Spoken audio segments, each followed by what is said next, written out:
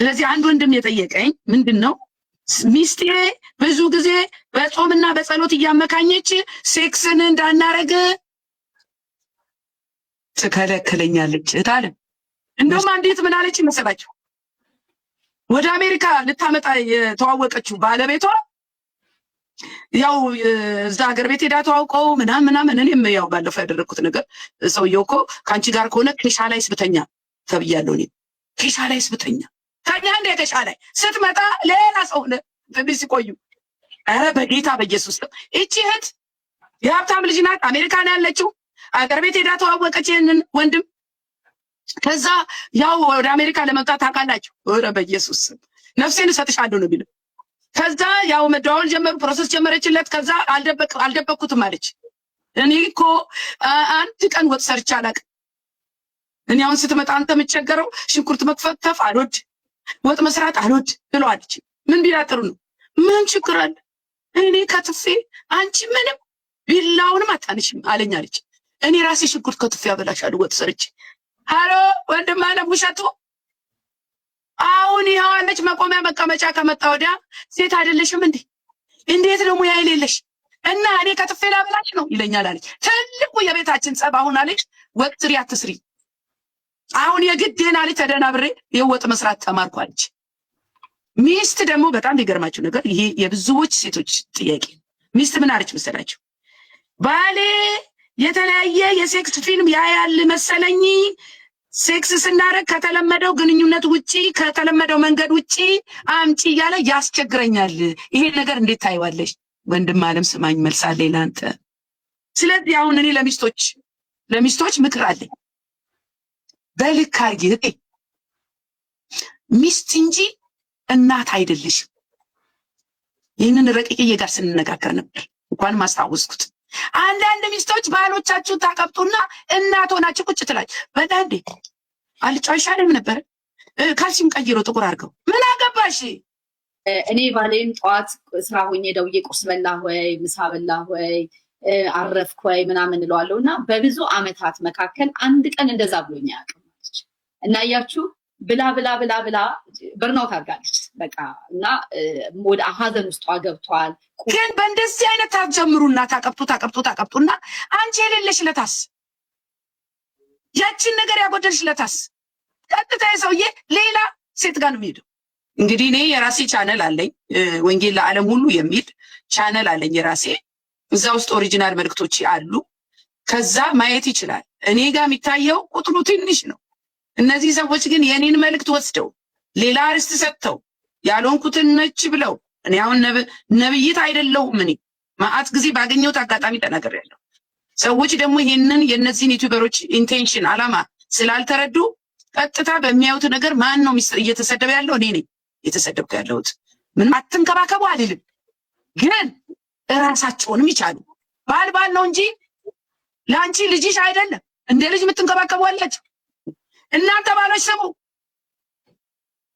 መጀመሪያ ስታገቡ ያላችሁ ፍቅር፣ መጀመሪያ ስትተዋወቁ ያላችሁ ፍቅርና ከዛ በኋላ የምትፈልጉትን ስታገኙ ትንሽ ስትቆዩ የምታመጡት የሆነ ልክ እንደ ድመት ስሙኝማ፣ ጥፍር መኖሩ አይታወቅም። ስዳብሷት ሰላም ናት፣ ድመትዬ ሰላም ናት። ጥፍር እንዳላት እንኳን አታውቁ። የሆነ ቦታ ጠቅ ስታደርጓት ይመጣል። እንዴ ጥፍር አላት? ብዙ ሚስቶች ደንግጠናል። ወንድም አለሞች ጥፍር አለ እንዴ?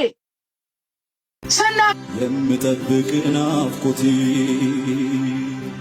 አንድ ቀን ስትመጣ በክብር ሰማዩ ሞልተኸው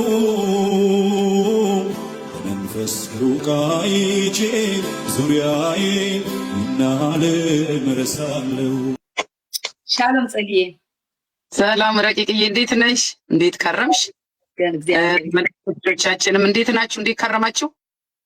ተባረኩልኝ። እንግዲህ ዛሬም ተከስተናል። ጌታ ይረዳናል።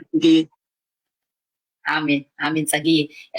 ለተመልካቾቻችን እንደው እንደ ሀሳብ እንደ እውቀት ጥለን ማለፍ የምንፈልገው ነገር አለ። ያም ደግሞ ምንድነው? በመጀመሪያው የሰራነው ቪዲዮ የዛሬ ሳምንት በሚዲያ ላይ ማንም የነ የዘማሪ አስቴርንና የባለቤቷን ኬዝ እኔም ሆነን ጸግዬ አናውቅም ነበር። የሰማነው ነገር ምንም ነገር አልነበረም።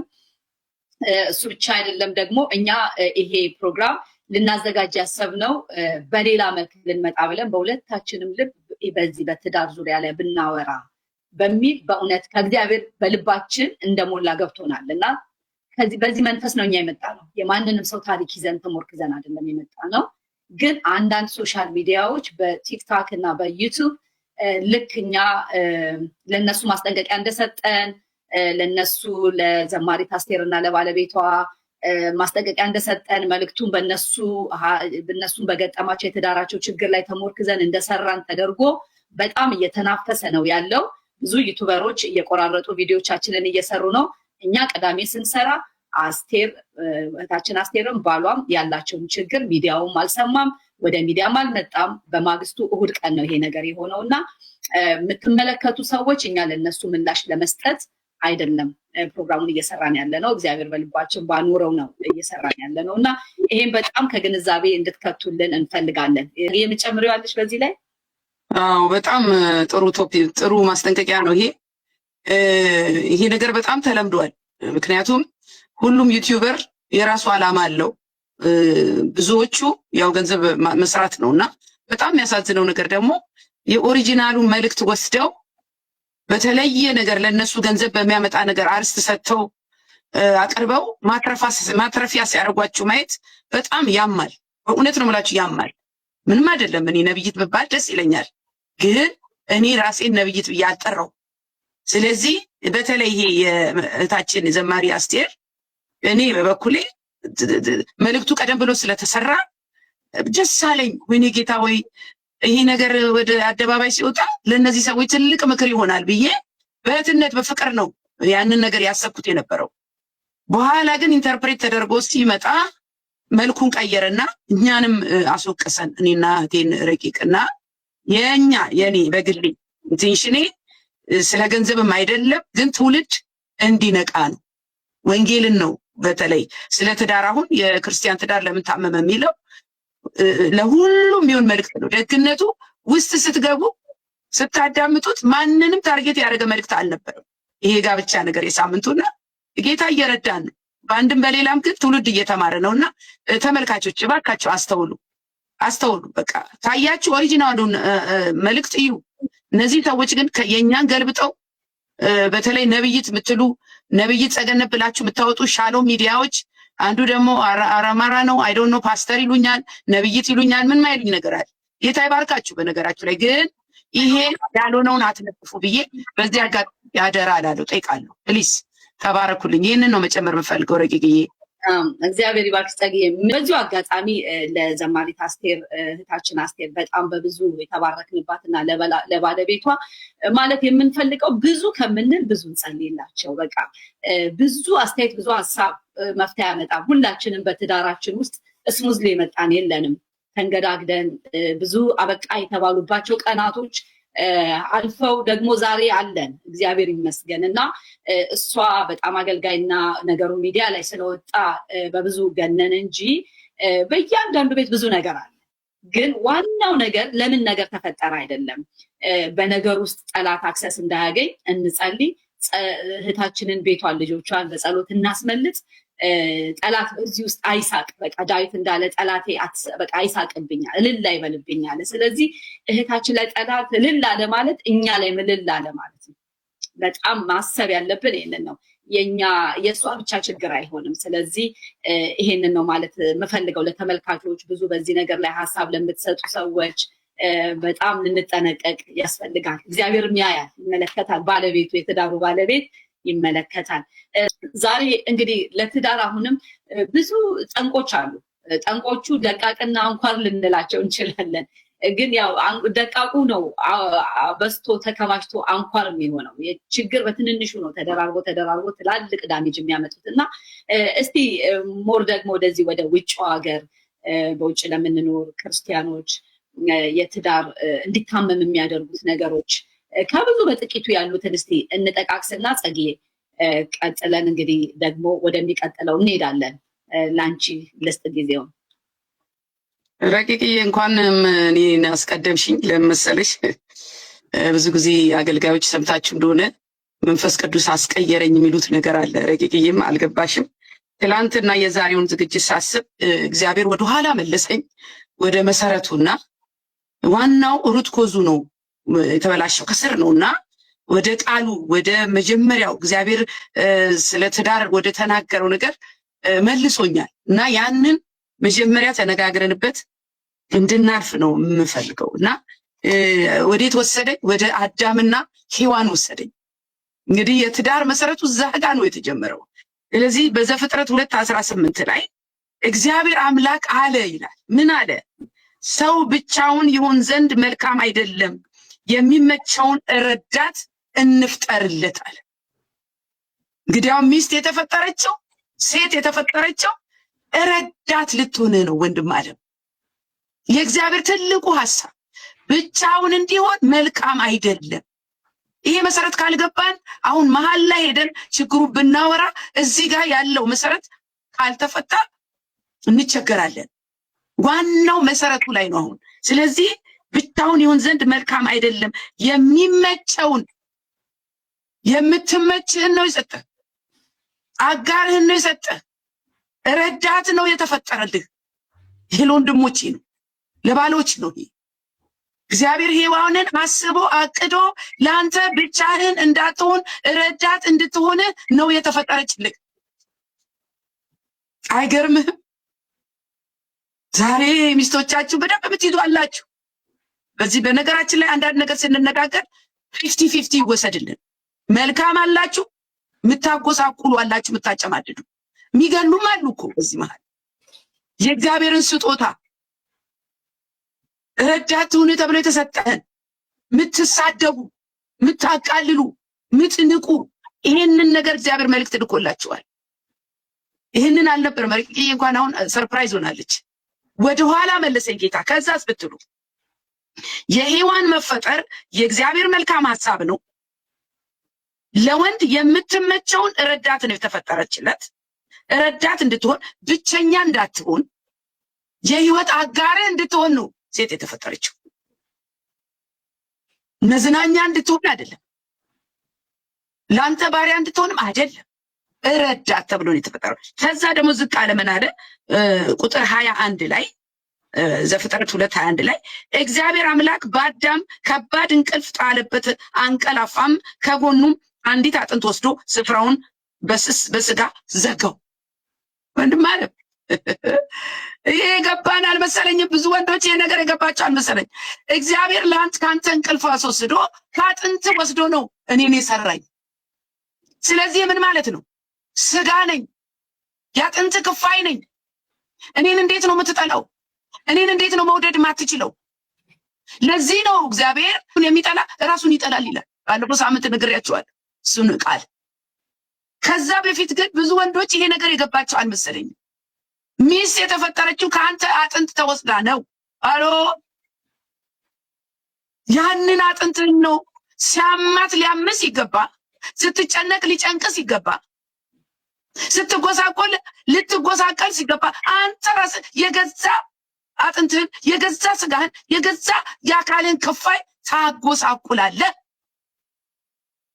ለምታጎሳቁሉን መልካም ለምትይዙ ጌታ ይባርካቸው። አንዳንድ ወንዶች አሉ፣ ጥሩ ወንዶችም አሉ ምትሉ አላችሁ። ደግሞ አስተያየት ላይ ጠቅላላ 100% እያልን አይደለም እዚህ ማወራው። አሁን እኔ ያላችሁ እያልኩ ነው ያወራሁት። ያለበት ደግሞ ቆም ብሎ ያስብ። እንደዚህ ላሉ ባሎች ደግሞ መልእክት ላኩላቸው። ይሄ በእውነት ነው የምላችሁ፣ ይሄ መልእክት በጣም በእግዚአብሔር አጀንዳ፣ በእግዚአብሔር ታይም፣ በእግዚአብሔር ፈቃድ የመጣ ነው። በሌላ ረቂቅ ያልፎ ጌታ እየተናገረ ያለው እኔ በጣም እርግጠኛ ነኝ። ከዛ በኋላስ እግዚአብሔር አምላክ ከአዳም የወሰዳትን ስሙኝማ፣ የባዕድ አካል አይደለም አንተ ውስጥ የተገጠመው፣ ከአንተው የወሰዳትን ነው። ምን አረገ ብትሉኝ በቁጥር 22 ላይ እግዚአብሔር አምላክም ከአዳም የወሰዳትን አጥንት ሴት አድርጎ ወደ አዳም አመጣት። ያንተኑ የአጥንት ክፋይ እግዚአብሔር ሴት አድርጎ ሰራትና አመጣልን። በጣም የገረመኝ ነገር ደግሞ አዳም እግዚአብሔር ያመጣለትን ስጦታ እንዴት ደስ ብሎት እንደተቀበለ ስሙኝ። ዝቅ ብሎ ይናገራል። ምን አለ? ሴት ትባላል። ለምን? አጥንቴ ካጥንቷ ከስጋዬ ተገኝታለችና ሴት ትባላል። ደስ አይልም? አቀባበልህ ደስ አይልም? የመጀመሪያ ሰሞን ፍቅር ደስ አይልም? የመጀመሪያ ሰሞን እንክብካቤያችሁ ደስ አይልም? ደስ ይላል። በእግዚአብሔር ቃል መሰረት ግን ያ እንክብካቤ፣ ያ ፍቅር፣ ያ አቴንሽን ሊቀጥል ይገባል እስከ መጨረሻው ድረስ። በኋላ ተገላቢጦሽ ይሆንና ሚስትዬ እናቱና ቁጭ ተረል። በነገራችን ላይ ብዙ የኢትዮጵያ ወንድ አሁንም ብዙ ላለው ብዙ የኢትዮጵያ ወንድ ሚስት የሚያገባው እናቱን ለመተካት ነው። ለምን ብትሉኝ እናቱ ወጥ ይሰራሉ፣ እህቱ ልብሱን ታጥባለች፣ ታናሽየው ቤቱን ታጸዳለች። የሀገሬ ወንድ ከዛ በኋላ አግብቶ እንኳን ማነው ሳያገባ ስራ ይዞ ቤት ይዞ መኖር ከጀመረ ሰራተኛ ይቀጠራል። የላጤ ቤት ሰራተኛ። በሴት ላይ ረዳት ማለት እኮ 50-50 ማለት ነው እንጂ ጠቅላላውን ሚስት ስራውን እሷ ላይ ብቻ ይውደቅ ማለት አይደለም። ረዳት ተብሎ የተሰጠ የቤቱ ጉዳይ እሷ ነው፣ የልጅ ጉዳይ የእሷ ነው፣ እንትን ማብቃቃት ኢኮኖሚ የእሷ ነው፣ ቤት ማጽዳት የእሷ ነው። አሎ ወንድም አለ ትወጣለህ፣ ብር ይዘህ ትመጣለህ። የቤተሰብ ኃላፊነት እሱን ወደፊት እንመጣበታለን። ከዛ ውጭ ትላለህ። ንጉሱ ሚስትዬ ተንከባከባ። እኔ ባልረሱ ፍሪጅ ከፍቶ እየተሰራ አይበላም። ይኸው እስካሁን ድረስ ሰርቼ አስቀምጫለሁ እኮ ፍሪጅ ውስጥ ምሳሌ ለምድን ይለኝ ካለው ቤት ውስጥ። እግዚአብሔር ይመስገን አሜሪካ ሚስት ቤት ማትኖርበት ጊዜ ይመጣል። ራስህ ሰርተህ እንደውም የምትበላበት ጊዜ አለ። ወደህ ነው። ምን ሆነ ብትሉኝ አዳምና ሔዋን አብረው መኖር ጀመሩ። የት ነበሩ ብትሉኝ የኤደን ገነት። ይህንንም እንደ መሰረት ተናገሪ ብሏል ጌታ። ቃሉ ነው ቃሉ። በኤደን ገነት ሲገቡ ሔዋን ረዳት እንድትሆን፣ አዳም ደግሞ እንዲጠብቃት እንዲንከባከባት ኃላፊነት ተሰጥቶታል። ወንድ ልጅ የቤት ጠባቂ ነው። ወንድ ልጅ የቤተሰብ ተጠሪ ነው። ወንድ ልጅ ግንባር ቀደም ነው። ኃላፊነቱ ቤተሰቡን መጠበቅ መንከባከብ ነው። ስሙኝ እንጂ ይህንን ታሪክ ከአዳም የመጣውን ታሪክ ነው የምነግራቸው። ከዛ በኋላ አዳምዬ የት ነበርክ? መቼ? ሔዋንን እባብ ሲያስታት የት ነበርክ? ስሙኝማ አዳም ሆይ ሔዋንን እባብ ሲያስታት የት ነበርክ? ለምን ብትሉኝ ሔዋን እባብ አሳታትና ይዛ ያንን ፍራፍሬ ይዛ ወደ አዳም ሄደች።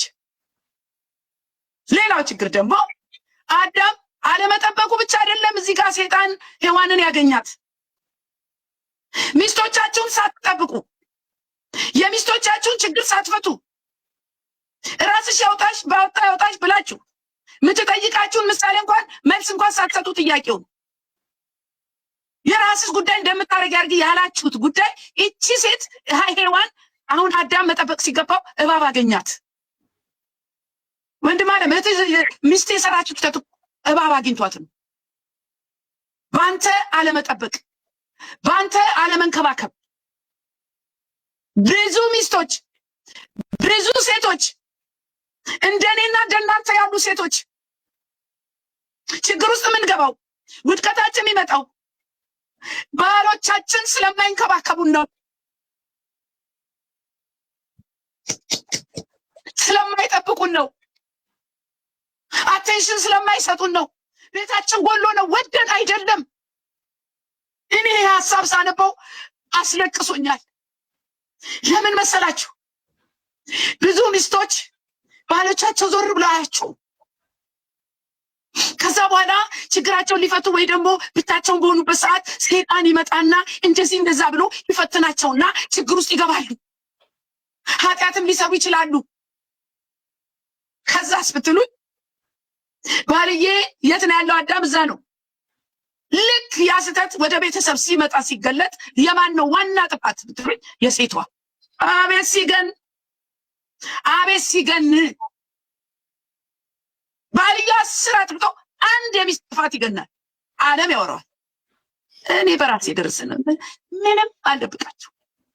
እኛ ቤት ውስጥ የሚንከባከበን ካለ እቴ ወይ እያለ ጠዋት የሚስመኝ ካለ ስራ ከመሄዱ በፊት ወንድም አለ ቀንሽ እንዴት ነበር የሚለኝ ሰው ካለ፣ አጋር ካለኝ አጠገቤ፣ ማስፈራሪያ ካለኝ አጠገቤ፣ ሞገስ ካለኝ አጠገቤ፣ ፍቅር የሚሰጠኝ ካለ አጠገቤ ምን ደጅ ያሳየኛል? ወንድም አለ አንተ ግን የቤትን ታጎሳቁልና የት ነህ ብትባል ውጭ አይነ ያድራል። ይህ አጠቃላይ ነው። እንደ ወንድ እንደ ሴት የሆነውን ነገር ነው ምንቃቸው። አሁን አዳም እባብ አሳታት፣ ወደ አይደለም ጠባቂ አጠገቧ ስለሌለ ያንን ደግሞ ይዛ ወደ አዳም ሄደች። ብላ አለች። ወንድም አለ ብላ የተባልከውን ሁሉ ትበላለህ እንዴ? ወንድን አይደል ጠባቂን አይደል ይሄን ታመጣሽ አትልም?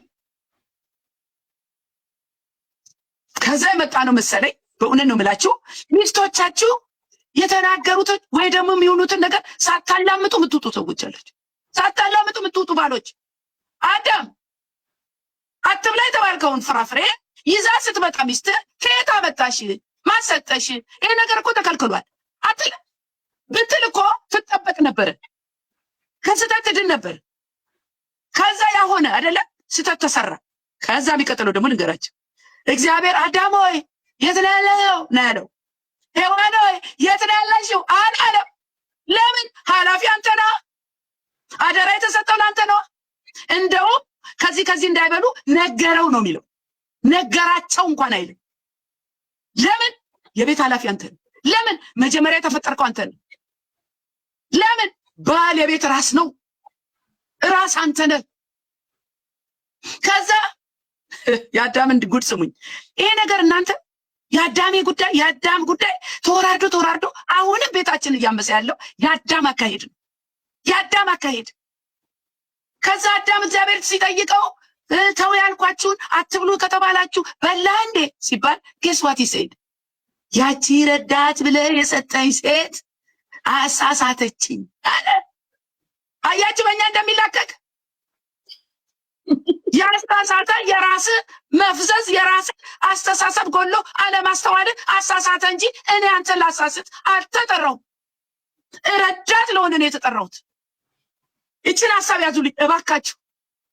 ብዙ ባሎች ቤት ውስጥ ሚስቶቻቸውን እንደምናምን ትይዙና እኛ ደግሞ ደጅ ደግሞ እንወጣና እንዴ እኛ ውስጥ ያለውን በጣም ያደንቁ በጣም በእኛ የሚማረኩ ሲመጡ መቼስ ልባችን መሸፈቱ አይቀርም። ሰውነንና ለምን እዚህ ጋር ያለው የቤታችን ድምፁ ሳስበው ስድቡ የሚሳደበው የሚያቀለኝ ሰው ይሳሰብ እዚህ ጋር ደግሞ እንዴ እኔ ነኝ እንዴት ላይ ተጠራርጠራላችሁ አንዳንድ ጊዜ። ስለዚህ መሰረቱ ይሄ ነው፣ አዳም ነው። ቺን ሐሳብ ላጠቃል ረቂቅዬ። ያንተ ሚስትን አለመጠበቅና ችላ ማለት እባብ አገኛት፣ አሳሳታት፣ ክፉ መካሪ አገኛት። በአንድም በሌላም ሴት ልጅ ወደ ጥፋት ወይም ወደ ኃጢአት የሚያስገባት የባሏ እንክብካቤ ማጣት፣ አቴንሽን ማጣት፣ ንቀታችሁ እንደምናምንቴ ማየታችሁ። ስለዚህ ዘፍጥረት 3:12 ላይ አዳምም አለ ከእኔ ጋር እንድትሆን የሰጠኝ ሴት እርሷ ከዛፉ ሰጠችኝና በላው አለ። ይላችሁ እሷ ደግሞ እባብ አታለለኝ አለች። ስለዚህ እና ሐሳብ ሳጠቃልለው ሴት ልጅ የሚገዛት ፍቅር ነው። ወንድም አለ እንደ እግዚአብሔር ቃል የማንሄድባቸው መንገዶች አሉ። በጣም ብዙ። በጣም ቆም ብለን ልናስብ ይገባል። በየትኛው ዓለም ሆነን ልንኖር እንችላለን። ከኢትዮጵያ ውጪ ጥቅም የሚገኝባቸው ሀገሮች ስፔሻሊ አንዱ ሌና ጸጊ ስናወራ የነበረው ባልና ሚስቶች ህጋዊ ጋብቻቸውን ሰው በማያውቀው መልክ አፍርሰው ከመንግስት ጥቅምን በመቀበል የሚኖሩት ኑሮ እግዚአብሔር እንዳይከብር፣ እግዚአብሔር ካልከበረ ደግሞ ያ ትዳር ውስጡ ላይ ነቀርሳ የሆነ በሽታ ስላለው ጤናማው ነው መቀጠል አይችልም እየተባባልን ነበር። ጸጊ ቀጥይ እስቲ። እሺ ረቂቅዬ፣ ወደዚህ አርዕስት ስንመጣ አሁንም እኔና አንቺ የምንነጋገረው የክርስቲያን ትዳር፣ የአማኞች ትዳር። ይሄ አሁን የምናወራው ነገር በዓለምኛ ቢፈጠር ምንም ቢግዲል የለም። እኛም በአሮጌ ማንነታችን በፊት በነበረው ሁኔታ የእግዚአብሔርን ቃል ሳናቅ ያለፍንበት ጎዳና ነው። አሁን ግን ዛሬ በጌታ ቤት ሆናችሁ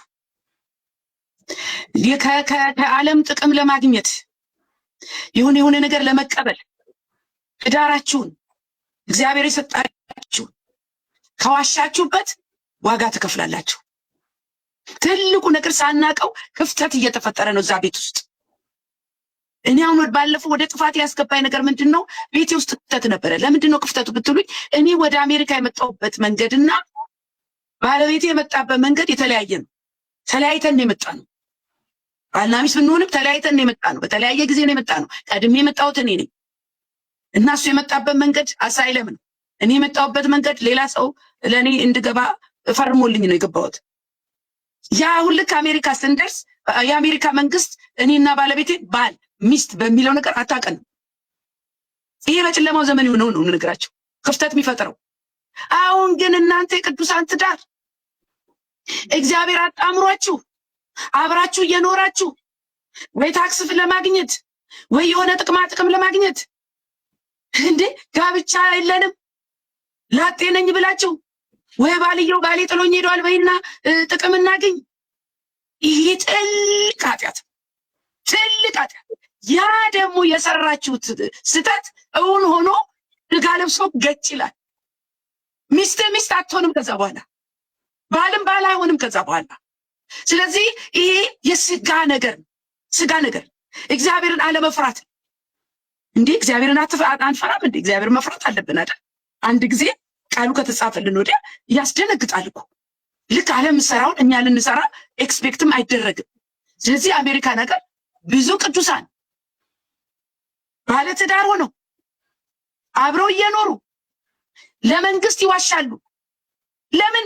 ገንዘብ ለማግኘት፣ ምናልባት ወተትና የሆነ ዳቦ ለማግኘት ከመንግስት የትኛው ይበልጣል? እንዴ ሰው ዓለሙን ሁሉ ወዶ ቢያተርፍ ምን ይጠቅመዋል? ነፍሱን ቢያጎላት እኮ ነው። ይሄ ነው ቃሉ ራሱ። ነፍሱን ቢያጎላት ምን ይጠቅመዋል እኮ ነው። ስለዚህ እንዳልኳችሁ ይሄንን ሲስተሙ ራሱ የአሜሪካ ሲስተሙ ራሱ እኔና እናንተ ወደ ስህተት ውስጥ የሚከት ነው፣ ጠንካራ ካልሆንን በስተቀር። የአሜሪካ ሲስተም ራሱ ለምሳሌ ምናልባት በዚህ አሁን ማንሳት ብችል ለሴቶች ነው የሚያደላው ሲስተሙ። ለሴቶች ስለሚያደላ እንዳልኳችሁ ደግሞ ኢትዮጵያዊ ባል የፈለገ ክርስቲያንም ይሁን ምንም ይሁን ሴትን እንደ ጫና አለባት ቤት ውስጥ። ረዳት አይደለችም፣ ጠቅላላ ነች እሷ። ረዳት ማለት እኮ የተወሰነውን ድርሻ ባልየው ይሰራል፣ የተወሰነው ሚስትየዋ ትሰራለች ማለት ነው። ዴፊኒሽኑ የረዳት ያ ነው። ያንተም ኃላፊነት አለ። ከስራ ገብታ እኮ የሆነ ነገር ብትንትን ሲል የልጆቹ ጉዳይ ይህን ነገር አታነሲም እንዴ ይህን ነገር አታጸጂም እንዴ ይላል እኮ። እንዲህ በጣም እኮ የሚያስፈራ ነገር ነው። ስለዚህ ያው ሚስት ልንገራችሁ አይደለም በየትኛው ፖዚሽን ትሁን ባልየው 2 ልጅ ቢኖራት ሚስት አሁን ባልየው 3ኛ ልጅ ነው። የኢትዮጵያ ባል 1 ልጅ ካላት 2 ልጅ ነው ያላት።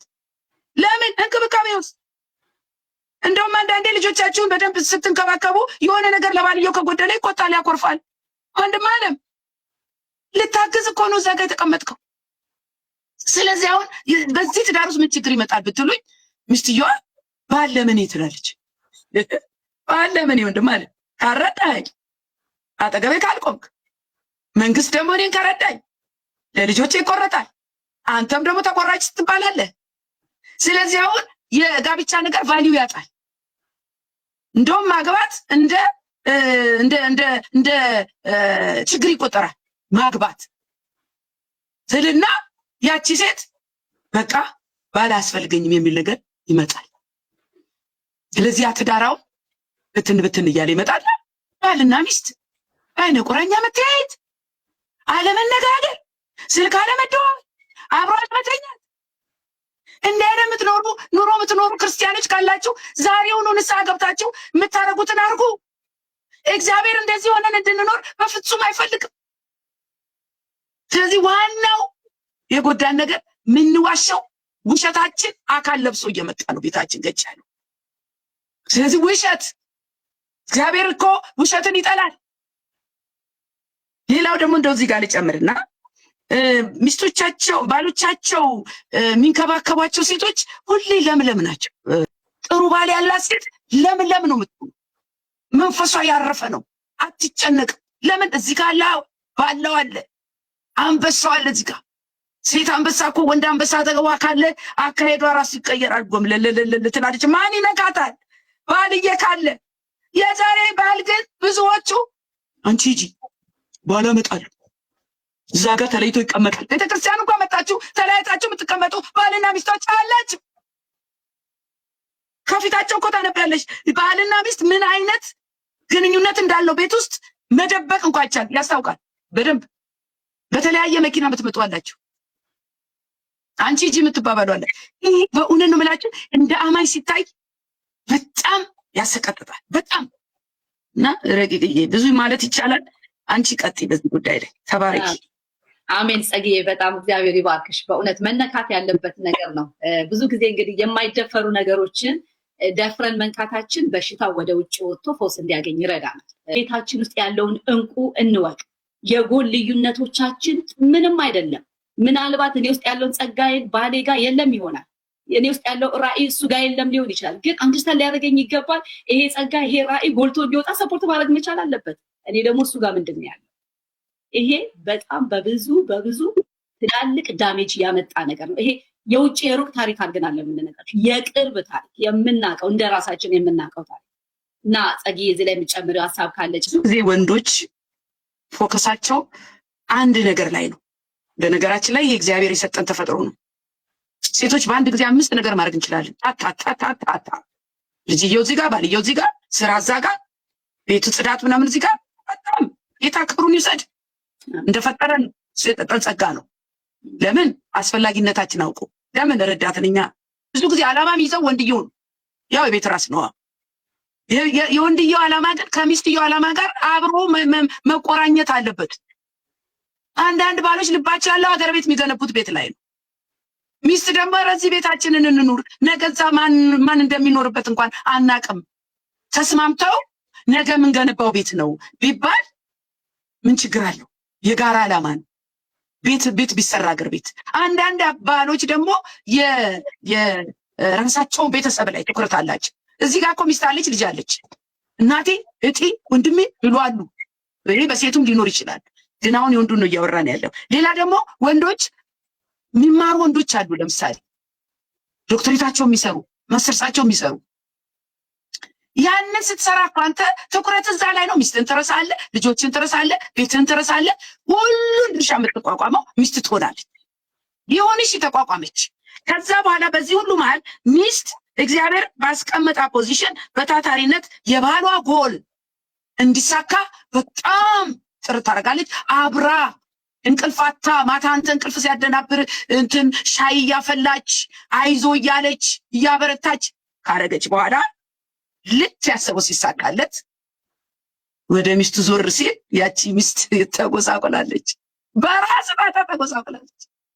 ብቻዋን ስትባክን ከርማ ያን ጊዜ ይልና እግዚአብሔር ምስክሬ ነው በሚስቱ ላይ ያለው ፍቅር ወይ ደግሞ መንፈስ ወይ ደግሞ ስሜት እርም ይልና ይወርድና ትዳሩን መናቅ ይጀምራል። ያቺን ያጎሳቆላትን ሚስት መናቅ ይጀምራል። እንደ ማድነቅ አይታችሁ እንደሆነ ኢትዮጵያውያን ይቅርታ አድርጉልኝ፣ አሁን ብዙ ባሎች ኢትዮጵያውያን ለሚስቶቻቸው ክሬዲት ሲሰጡ አታዩ።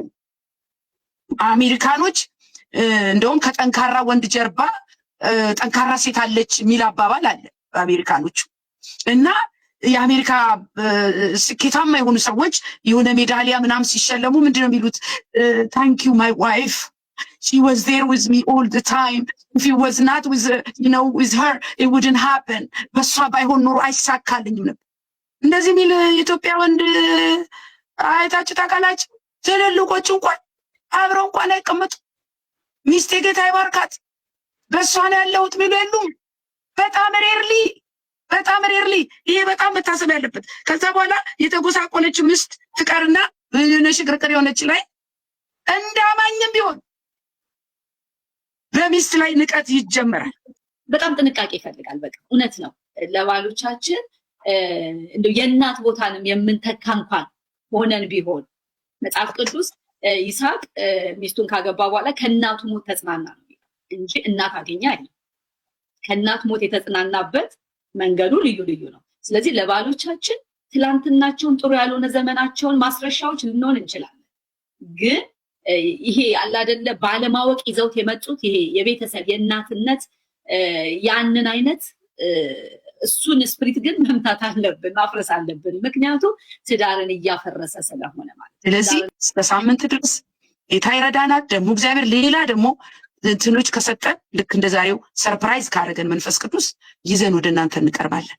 ይሄ ነገር ግን ማንም ላይ ታርጌት ያደረገ አይደለም። ደቂቅዬ እንዳለች እባካችሁ መልእክታችንን በሌላ ሚዲያ የምትጠቀሙ ሰዎች ያለውን ሆነ ብላችሁ አታቀርቡት።